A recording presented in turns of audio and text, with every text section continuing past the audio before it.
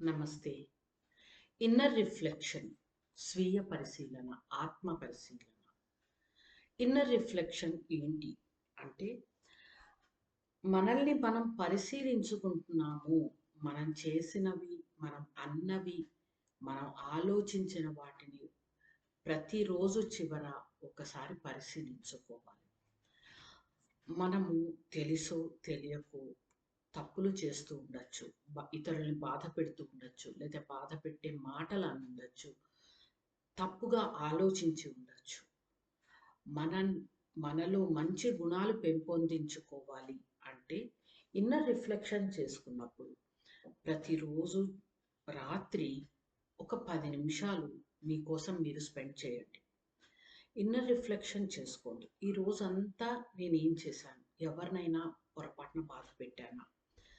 మాట అన్నానా? ఏమన్నా చేశానా? ఆలోచించానా? అని మనం ఎప్పుడైతే మనల్ని మనం పరిశీలించుకుంటూ ఉంటామో, అప్పుడు ఆటోమేటిక్‌గా కరెక్షన్ చేసుకోవడానికి ఛాన్స్ వస్తుంది.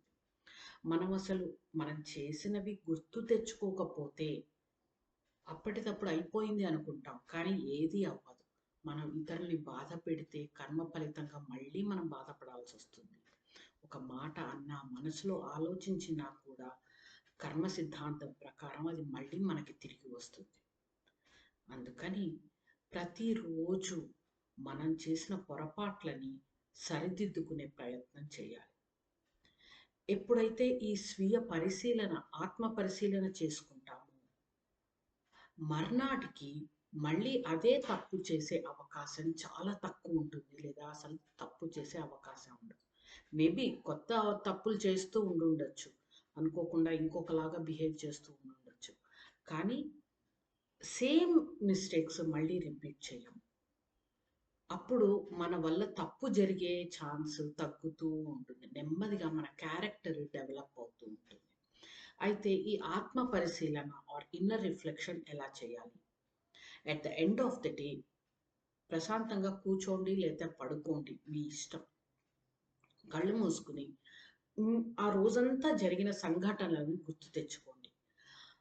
అందులో మనం ఏం చెయ్యకూడనివి ఏం చేశాము అన్నది ఐడెంటిఫై చేసుకోండి. ఫస్ట్ ఆ మెంటల్‌గా నోట్ చేసుకోవాలి మనం. ఎక్కడెక్కడ పొరపాటు చేశాము. అది మన ఫ్యామిలీ మెంబర్స్‌తో అవ్వచ్చు, బయట వాళ్ళతో అవ్వచ్చు, మనతో మనం కూడా కావచ్చు. చాలా సందర్భాలలో మనకి మనం రెస్పెక్ట్ ఇవ్వము. లేకపోతే మన పట్ల మనం సరిగ్గా ప్రవర్తించము. మన పట్ల మనం సరిగ్గా ఆలోచించము. ఇట్లా కూడా ఉంటాయి. అది మన వల్ల మనతో కానీ, వేరే వాళ్ళతో కానీ ఎవరైనా సరే ఆ ఇన్సిడెంట్స్ అన్నీ గుర్తు తెచ్చుకోండి.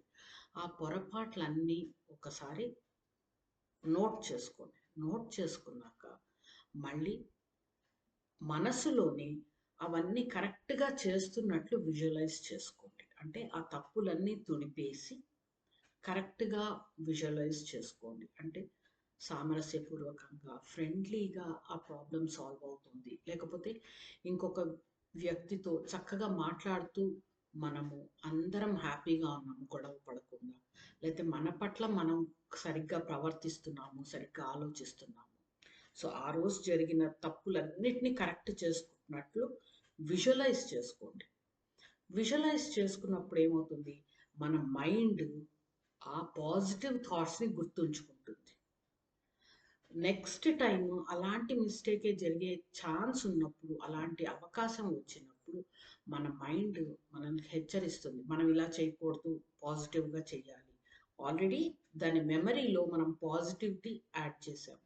సో, పాజిటివ్‌గా ఆలోచించడం, పాజిటివ్‌గా అనడం, మాట్లాడటం, పాజిటివ్ థాట్స్ మన మైండ్‌కి మనము నేర్పించాలి ప్రతిరోజు. చేస్తూ ఉంటే చాలా మటుకు ఆ గిల్ట్ అనేది కానీ, అయ్యో! వాళ్ళని ఇలా అనకుండా ఉండాల్సిందని అనుకుంటాం. అది కూడా తగ్గిపోతుంది. మంచి క్యారెక్టర్ డెవలప్‌మెంట్ జరుగుతుంది. ఇది ఎప్పుడో నెలకొకసారో, ఏడాదికోసారో కాకుండా ప్రతిరోజు 10 నిమిషాలు కాకపోతే 5 నిమిషాలు, లేకపోతే 2 నిమిషాలు మొదలుపెట్టండి. మీలో వచ్చే చేంజ్‌ని మీరు అబ్జర్వ్ చేయండి. తప్పకుండా ప్రయత్నించండి. Thank you.